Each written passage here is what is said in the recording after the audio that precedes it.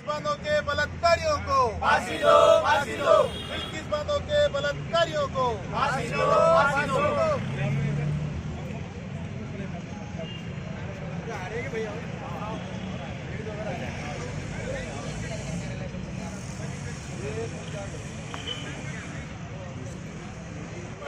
अरे या बीजेपी सरकारचं करायचं काय? खाली डोकावरती पाय, बीजेपी सरकारचं करायचं काय? खाली डोकावरती पाय, अरे या बीजेपी सरकारचं करायचं काय? खाली डोकावरती। पर अत्याचार हुआ, उसका 11 लोगों ने बलात्कार किया, उसकी मासूम बच्ची के साथ बलात्कार किया और उसके सामने उसके परिवार के 7 सदस्यों को मौत के घाट उतार दिया गया।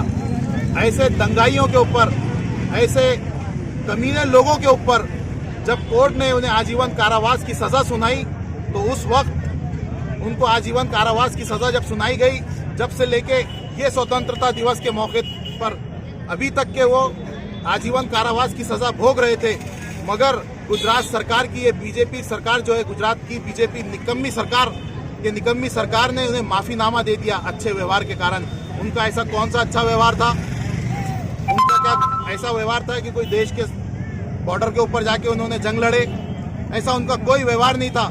मगर उनको बीजेपी सरकार ने एक मुद्दा बनाते हुए इलेक्शन का उनको सामने रखा और उन्हें माफीनामा दे दिया गया।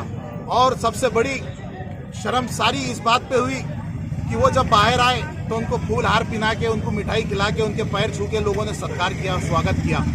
मैं आज ये आपको बताना चाहता हूँ कि अगर इस तरीके की घटनाएं इस मुल्क में होती रहेंगी तो हिंदुस्तान में कोई महिला या कोई बेटी या कोई बहू अपने आप को सुरक्षित नहीं समझ सकती। अगर महिलाओं की सुरक्षा आप चाहते हैं तो सबसे पहले ये बिल्किस बानो के हत्यारों को, बिल्किस बानो के बलात्कारियों को सबसे पहले उन्हें फांसी की सजा दी जाए और चौरस्ते पे लाके दिल्ली इंडिया गेट के ऊपर लाके उन्हें फांसी की सजा दी जाए, ताकि पूरे हिंदुस्तान में रहने वाले इस तरीके की ज़हनियत रखने वाले लोगों को समझ में आए कि अगर इस तरीके की घटना हो तो यहाँ का कानून इतना सख्त है कि उन्हें फांसी की सजा चौरस्ते पे लाके दी जाती है। क्या मांग है? हमारी मांग यही है समाजवादी पार्टी की तरफ से कि अगर बिल्किस बानो क्या जो बलात्कारी है उनको सजा नहीं होती, उनको वापस से जेल में नहीं डाला जाता, तो समाजवादी पार्टी इसके लिए तीव्र आंदोलन करेंगी, रेल रोको आंदोलन करेंगी। और हमारी मांग एक ही है कि इन्हें जल्द से जल्द जेल के अंदर डाला जाए और पहले जेल में थे अभी वापस डाला जाए और इन्हें फांसी की सजा दी जाए। अभी हाल ही में जो है तो हैदराबाद के एमएलए राजा सिंह ने जो है तो नबी के शान में गुस्ताखी की है।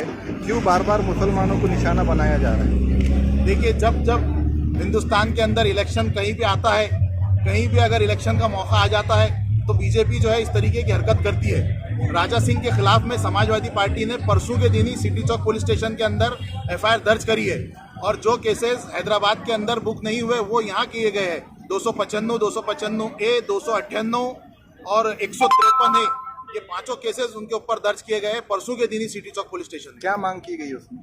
उसमें मांग यही की गई है कि ऐसे जो नबी की शान में गुस्ताखी करते हैं, बार बार मुसलमानों को टारगेट करके उनके रसूल अल्लाह सल्लल्लाहु अलैहि वसल्लम के ऊपर अपशब्द बयान करते हैं, ऐसे लोगों के ऊपर एक कानून बनना चाहिए यूएपीए के तहत, या जिस तरह के अट्रॉसिटी का एक कानून होता है उस तरीके का एक कानून बनना चाहिए।